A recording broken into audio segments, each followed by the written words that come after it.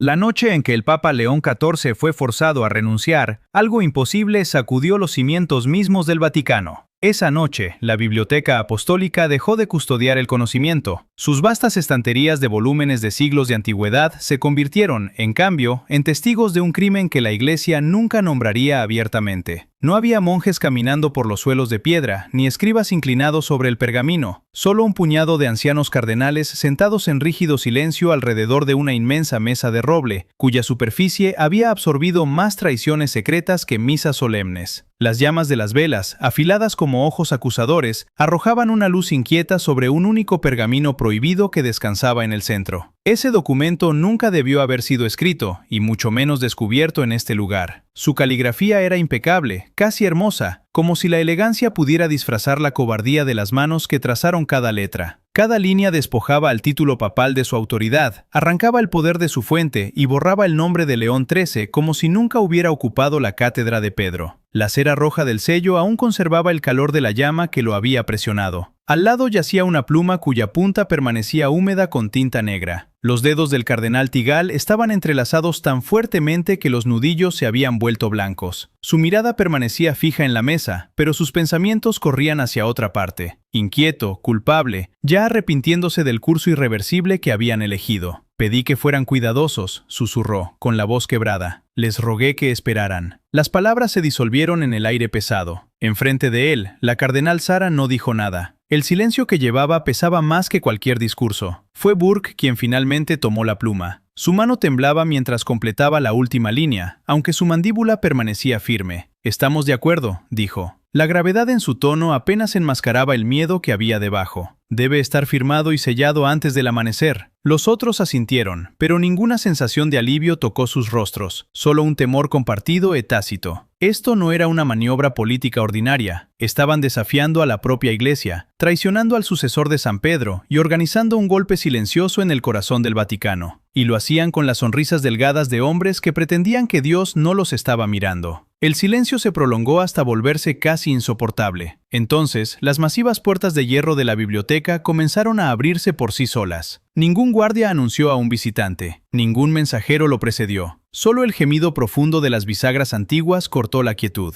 El Papa León XIII entró solo, vestido enteramente de blanco. Su sotana atrapaba la luz de las velas y parecía casi brillar. Un rosario se deslizaba lentamente entre sus dedos. No llevaba ni báculo ni escolta. Su sola presencia hizo que el aire se volviera denso y difícil de respirar. Avanzó con completa serenidad, sin levantar una sola vez los ojos hacia los rostros de los hombres alrededor de la mesa. Fueron directamente al pergamino. Tigal olvidó cómo respirar. Sara apretó su breviario con fuerza contra su pecho. Borg se quedó congelado, incapaz de creer lo que veía.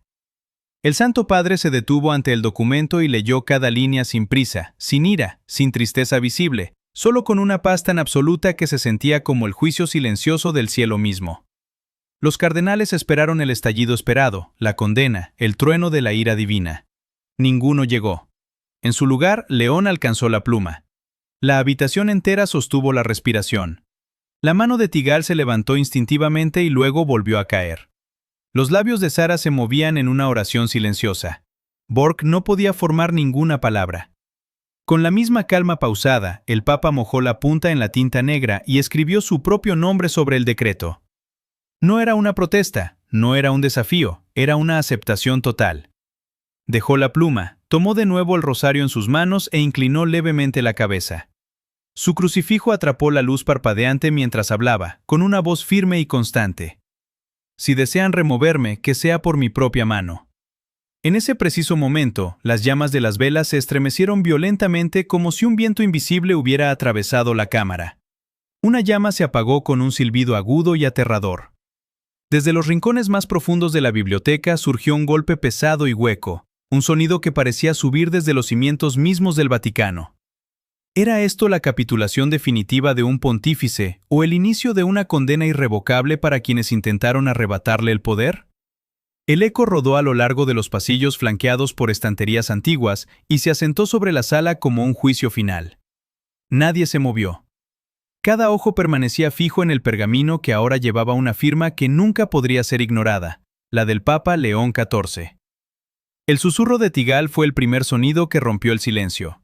Él lo firmó. Aquellas palabras causaron un murmullo nervioso entre los presentes. Borg golpeó la mesa con la palma de su mano, con el rostro rojo de rabia. «Se está burlando de nosotros. Aceptarlo de esta manera solo demuestra su arrogancia. Debería haber colapsado, no haberlo firmado con tanta calma». Sus dedos temblaban contra el borde de la mesa. Quería acercarse al documento, pero algo en su interior lo detuvo. Sara continuó rezando entre dientes, no por miedo al hombre de pie ante ella, sino por temor a lo que fuera que parecía estar despertando dentro de aquellas paredes antiguas. León permanecía completamente sereno. El rosario descansaba entre sus dedos, el crucifijo reflejaba la tenue luz de las velas. Su mirada seguía fija en el documento. Entonces, algo comenzó a cambiar.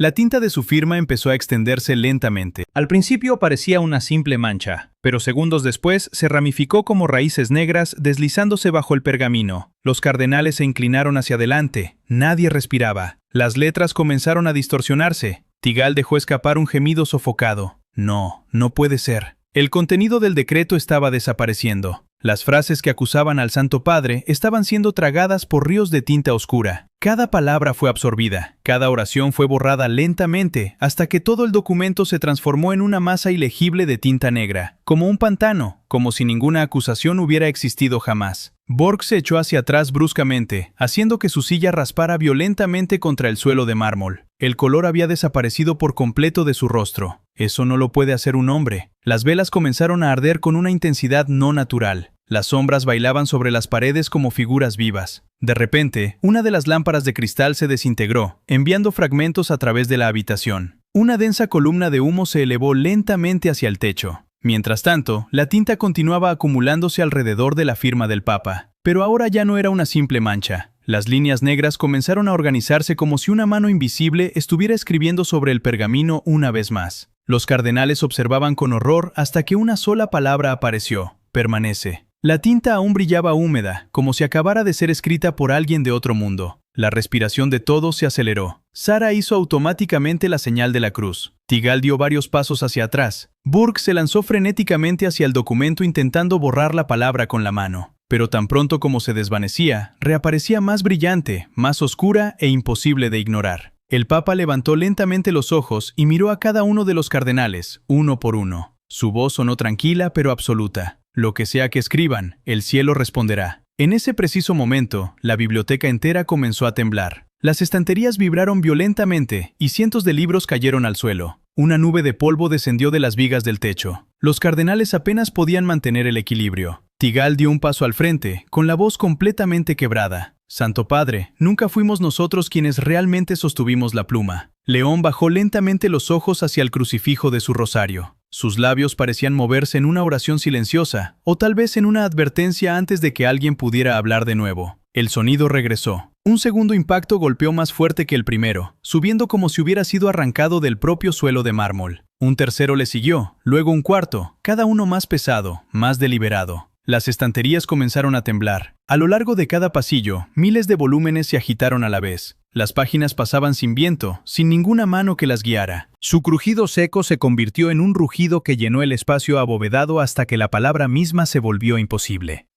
El clamor cesó sin previo aviso. Los cardenales permanecieron rígidos, con los ojos fijos en los estantes temblorosos, temiendo incluso parpadear. De cada libro abierto emergió una voz. No una sola voz, sino miles superpuestas unas sobre otras, antiguas y desgastadas por los siglos, hablando como un coro imposible. Ustedes escribieron la expulsión, nosotros escribimos la permanencia. Las palabras se movieron por la biblioteca como una corriente viva, tocando cada piedra, cada manuscrito, cada rincón en sombras. Borg tropezó hacia atrás, sacudiendo la cabeza. No, es un truco, una ilusión. La negación sonó hueca incluso para él mismo. Sara levantó su rostro manchado de lágrimas y susurró un salmo familiar, con la voz quebrada. Para siempre, oh Señor, tu palabra está firme en los cielos. Solo León permaneció inmóvil. El rosario descansaba tranquilo entre sus dedos. No miraba a los libros ni a los hombres a su alrededor. Su mirada estaba elevada como si solo él pudiera escuchar algo que los demás no podían. Los susurros se elevaron de nuevo. Las encuadernaciones de cuero crujieron. Las páginas continuaron su inquieto paso. Todas esas voces se reunieron en un cántico implacable. permanece, permanece, permanece. Los cardenales se cubrieron los oídos en vano, pero el sonido atravesaba la carne y los huesos por igual. En la mesa, el pergamino se estremeció. El sello de cera roja se rompió con un chasquido seco. La pluma rodó libremente, arrastrando un largo rastro negro de tinta sobre la madera. En el mismo instante, cada vela se apagó, sumergiendo la biblioteca en una oscuridad casi total. Solo la pálida luz de la luna se filtraba por las ventanas altas, proyectando sombras largas e inmóviles a través de las viejas estanterías. El silencio que siguió fue más pesado que cualquier ruido anterior. Nadie se atrevió a tomar aliento. Cuando los ojos de los cardenales se adaptaron, vieron que el pergamino había cambiado. Cada frase escrita minutos antes había desaparecido.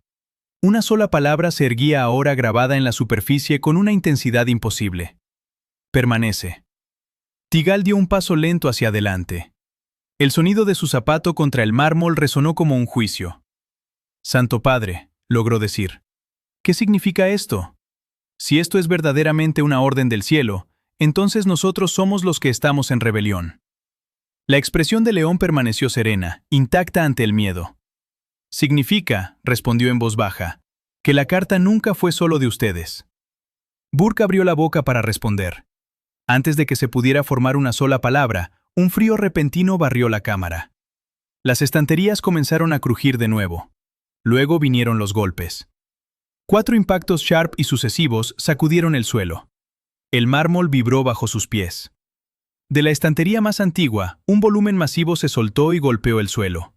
Su cubierta se abrió de golpe. Las páginas se separaron por sí solas. Las letras comenzaron a brillar con una luz que surgía desde el propio papel. Una frase se formó, esculpida sin mano visible. 1 ha firmado, 11 permanecen. Las palabras ardían con un brillo fiero y no natural. El aire se volvió denso. La voz de Burke se quebró, cruda de desesperación. «Esto es brujería, un engaño para humillarnos. No podemos aceptar semejante locura». Mientras hablaba, finas grietas se extendieron por el mármol blanco a sus pies. De las profundas fisuras comenzó a elevarse un resplandor extraño. Ni fuego ni luz ordinaria, sino algo que parecía vivo bajo la piedra. Sara levantó su breviario y comenzó a recitar un salmo. Tigal caminó hacia el libro caído y extendió una mano, pero el miedo le impidió tocarlo. Sus labios repetían la frase escrita en esas páginas. 1 ha firmado, 11 permanecen. No, no habla de días, habla de nosotros. Se congeló por completo. Los demás comprendieron al mismo instante lo que él no se atrevía a pronunciar. Entonces el retumbo regresó. Otro golpe, luego otro, y un tercero aún más fuerte que el anterior. Las paredes comenzaron a vibrar, las estanterías se sacudieron y nubes de polvo descendieron del techo. Con el cuarto impacto, una de las velas se volvió a encender por sí sola, pero la llama no apuntaba hacia arriba. Se inclinó lentamente como si estuviera señalando a alguien. Todos siguieron la dirección de esa luz hasta que se posó sobre uno de los cardenales. Permanecía completamente inmóvil, todo el color desaparecido de su rostro, con los dedos agarrando el borde de la mesa en pura desesperación. Intentó hablar. Abrió la boca, pero no salió ningún sonido. De repente, su cuerpo cayó violentamente hacia adelante, golpeando la mesa con un impacto sordo. Varios cardenales corrieron hacia él, pero el miedo los detuvo en seco. Sus ojos permanecían abiertos de par en par y vacíos. Sus labios estaban ligeramente entreabiertos, como si una última protesta hubiera quedado atrapada para siempre en su garganta. No respiraba. Se había terminado. Tigal fue el único capaz de pronunciar las palabras, apenas por encima de un susurro. 11. Ahora, 11 permanecen. En ese mismo instante, las estanterías comenzaron a estremecerse de nuevo. Miles de páginas pasaron en unísono, y las voces regresaron, más claras, más fuertes e inevitables. Solo 10 permanecen. El grupo de cardenales se dispersó en pánico. Algunos buscaron refugio contra las paredes, mientras otros comenzaron a rezar, sujetando sus rosarios con fuerza. Las cuentas tintineaban entre sus dedos como cadenas. Solo León permaneció inmóvil frente a la mesa, sosteniendo su crucifijo, envuelto en un silencio que ya no transmitía meramente paz, sino una autoridad definitiva. Burke respiraba con dificultad. La ira había sido reemplazada por un terror inocultable. Miró al Santo Padre y le preguntó, con la voz completamente quebrada: «Si todo esto está sucediendo por ti, deténlo. Y si realmente viene del cielo, entonces reza por nosotros. No nos dejes morir en este lugar».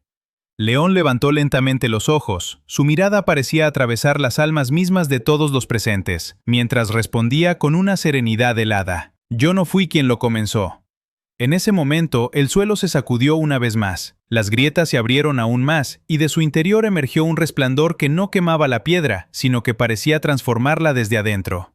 Las fisuras continuaron extendiéndose por el suelo de mármol. No eran simples grietas, parecían venas luminosas latiendo bajo la piedra. Una luz dorada escapaba de las profundidades, latiendo lentamente como el corazón de una entidad gigantesca oculta bajo el Vaticano. Los cardenales retrocedieron instintivamente. Nadie quería acercarse. El miedo ya no era solo una emoción, era una presencia física que se podía sentir en el aire. Las estanterías gemían como si soportaran un peso insoportable. El pergamino se estremeció de nuevo. La tinta comenzó a moverse por sí sola. Las letras desaparecían y luego reaparecían una tras otra, como si una mano invisible estuviera redactando un nuevo decreto. Todos observaban paralizados hasta que apareció una nueva frase. El siguiente será revelado. Las palabras brillaban con una intensidad imposible. Borg dio varios pasos hacia atrás, sacudiendo la cabeza repetidamente. Esto tiene que terminar, nos están engañando, todo esto es una ilusión. Su voz era fuerte, pero su miedo era aún más grande. Tigal permaneció de rodillas con las manos unidas, rezando incansablemente. Sara levantó su breviario una vez más, su voz sonaba más firme que nunca. El Señor es mi fuerza, mi refugio y mi salvación. Tan pronto como terminó de pronunciar esas palabras, la masiva grieta en el suelo brilló con más intensidad. Una densa columna de humo dorado comenzó a elevarse lentamente, suspendida en el aire. Dentro de esa niebla, algo comenzó a tomar forma. Primero apareció una mano pálida envuelta en pesadas cadenas que brillaban como hierro candente. Luego emergió un brazo, luego los hombros y finalmente una figura completa se elevó lentamente desde el resplandor. Los cardenales dejaron escapar un jadeo sofocado. Nadie podía creer lo que estaba viendo. Era él. Tenía el mismo rostro, la misma estatura, la misma sotana blanca, el mismo rosario. Era idéntico al Papa León XIV, pero no era el Santo Padre. Sus ojos ardían como brasas encendidas y pesadas cadenas envolvían todo su cuerpo.